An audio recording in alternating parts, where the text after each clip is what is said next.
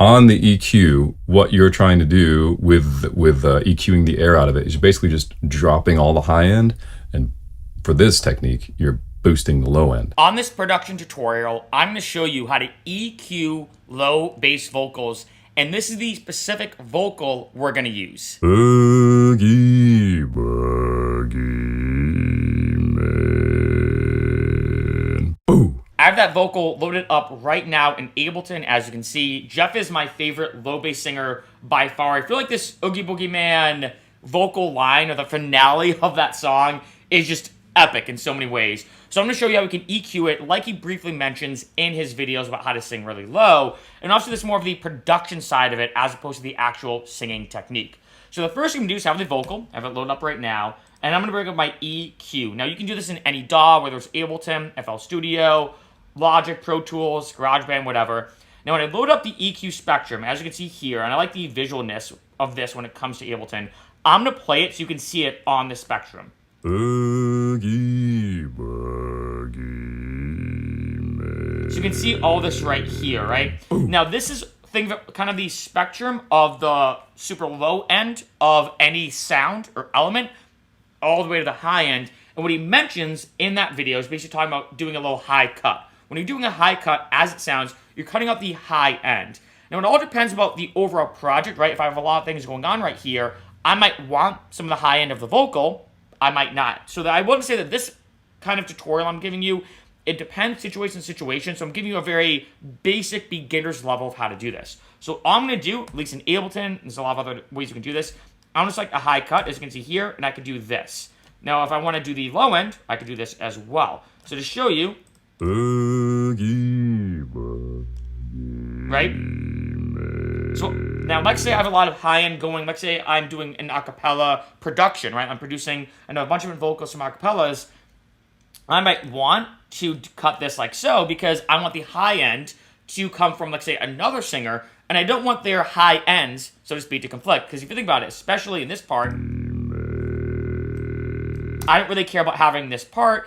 And when it comes to a lot of producing, especially when it comes to the mixing part of production, what you want to do is take out any element, for the most part, and I'm trying to simplify this. You want to take out any element that isn't as useful. So, for example, let's say if I'm producing an EDM song, because I'm an EDM producer, sometimes in a lot of synths, like say it's a high-end pluck, or let's say a bell or a whistle, I will do the opposite. I'll do what's called a low cut, because let's be honest, it doesn't really matter what's in here. And even if you're not seeing this sound on an EQ spectrum, it's still affecting the overall mix. Which is why even just doing this, let me go back to where I was. If I do this, let me do this actually. You see, it doesn't look like there's a lot of stuff going on there, but it still is affecting the overall mix. You want to cut it out like I just showed you, right? I might even do this actually. Right? I'd probably do something like that. Now, to show you a couple cool other tricks I can do is go to a saturator under Dynamics, or Drive, excuse me. And what I could do is go to a bit warmer. This is a warmer saturator, one of my favorite tools when it comes to production in general, and especially in terms of vocals. So now if I do this, I'll do this off to show you, right? boogie, boogie, man. Right? Ooh. Now having it on, Boogie, I actually might turn that down a boogie, boogie, man. bit. So I'm just doing a touch of it, right? Ooh. Another way I could do this actually is maybe add in a sausage fattener, which I know looks like a funny plugin. Boogie, boogie, So maybe just a touch. Boogie, boogie, boogie, man. Boogie, Maybe do 3%. man. Ooh. Right? Now, last thing I'm going to do to show you, now obviously, when I have this low cut, it sounds a bit more muffled, and the reason why is, like I said before, if I had a lot of acapella singers on one particular song, when it comes to that high end, I might not want that, right? So for now, I might do this. I might just roll it off a little bit and then have it go here. Boogie, Right. boogie. Now, one last thing he mentions in that video is if you want, and this is, another kind of production technique, is to boost the low end. So I'm saturating this just a little bit.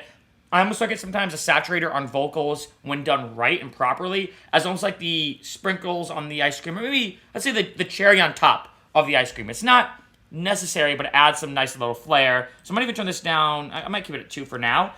Now, another trick I can do to boost the bass itself is to look at any of these, and I want to go up like so. Now, if you notice, right, I have that. I want to make the frequency either way, and then I can do adjust the Q. So I might do this. Now, as you can imagine, the more up I go, I'm raising this specific section of the frequencies, and I'm lowering them. So in this case, right, so I'm going to do it in real time so you can hear.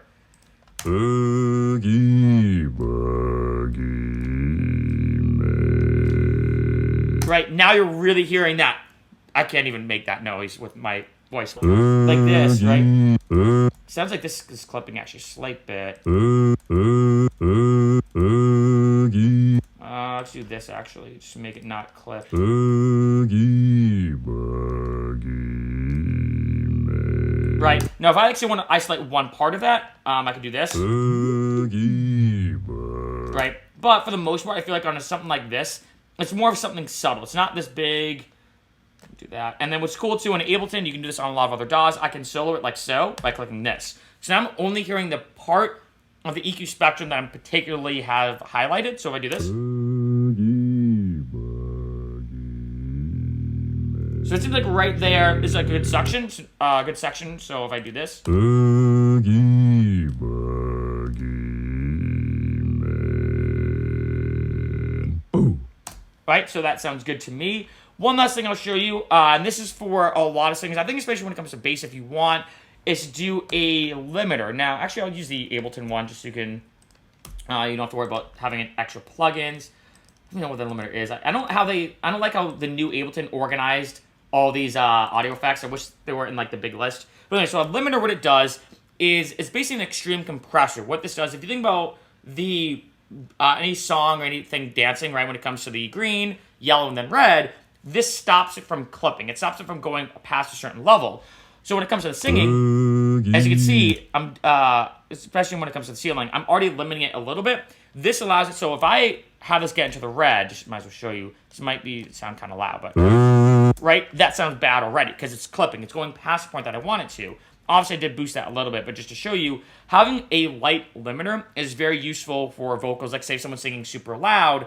You want to be careful when it comes to limiting, though, because there is a balance. It doesn't go past a certain point, it doesn't clip, so it sounds a lot better. But if you limit it too hard and you go too aggressive with the limiter, it can ruin the dynamic range if you don't do it right. Where dynamic range meaning the vocalist doesn't have the ability to go from soft to then super, super loud. And that allows dynamic range is super important when it comes to any song. So in this case, I might just do this.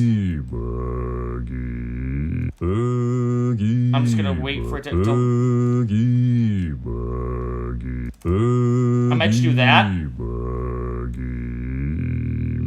Right? And what that does is just in case the singer's singing and there's one part where they go super, super, super loud, or in this case, like say part of the bass element gets super bassy and super heavy and goes a little past the clip, what I can do, at least with the limiter, is just have it there just as almost a slight bit of protection to make sure this element does not clip, and this can work for not only any vocal, but any element in my track.